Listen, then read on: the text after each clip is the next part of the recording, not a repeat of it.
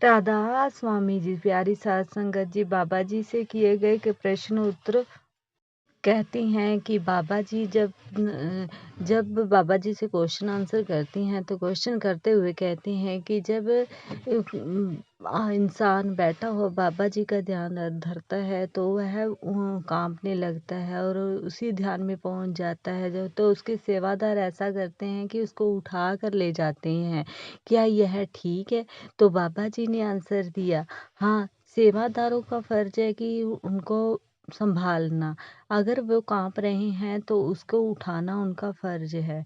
अगर वो अपनी अवस्था में ध्यान अवस्था में हैं तो उनको कुछ नहीं करना चाहिए, उसको ध्यान में ही रखना चाहिए। उनको उसको ध्यान में ही रहने देना चाहिए। अगर वह काँप रहे हैं तो इसी कारण वह किसी को नुकसान भी पहुँचा सकते हैं या खुद को अपना नुकसान पहुँचा सकते हैं। फिर बाबा जी से किसी ने सवाल किया कि हमारी सेवा को अगर कोई दूसरा सेवादार ले लेता है तो हमें उसे कुछ कहना चाहिए कि नहीं? बाबा जी ने आंसर दिया, नहीं, हमें कुछ नहीं करना चाहिए और ना ही कुछ कहना चाहिए।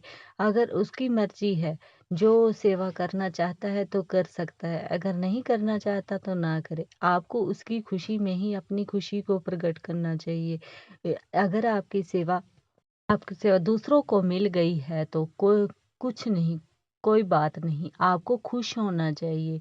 क्योंकि जब आपकी सेवा मिलती है तो आपको कितनी खुशी होती। इसी प्रकार जब दूसरों को सेवा मिलती है तो वो भी अपनी खुश होते हैं। फिर बाबा जी से किसी ने प्रश्न किया, अगर कोई हमारे बारे में नेगेटिव सोच रहा है तो हम क्या करें? बाबा जी ने कहा, घबराने की चिंता नहीं है। जो नेगेटिव सोच रहा है उसने कुछ ना कुछ तो देखा होगा, उसने कुछ ना कुछ तो सोचा होगा आपके बारे में। वो आपका मित्र है, वो आपका दोस्त है जो आपके बारे में सोचता है। और उसकी बात को नज़रअंदाज नहीं करना चाहिए। उसकी बात को ध्यान से सुन कर उसके बारे में सोच विचार करना चाहिए, क्या वो सही कह रहा है?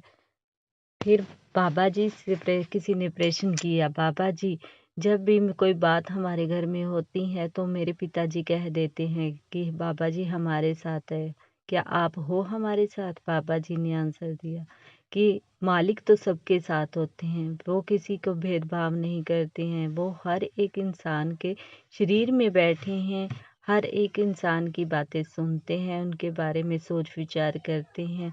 वो किसी परखों में नहीं पड़ते हैं। उन्होंने किसी के साथ कोई भेदभाव नहीं रखा है।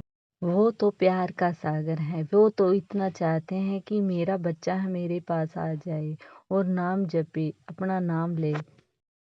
वो कभी परखों में नहीं पड़ते हैं। वो हर इंसान को अपना रूप देते हैं। वो अपना ही रूप बना लेते हैं अगर कोई उसका नाम जपते हैं तो। सच्चा शब्द ही सच्चा नाम है, जो उस वाहिगुरु परमात्मा से ही हमें मिल सकता है।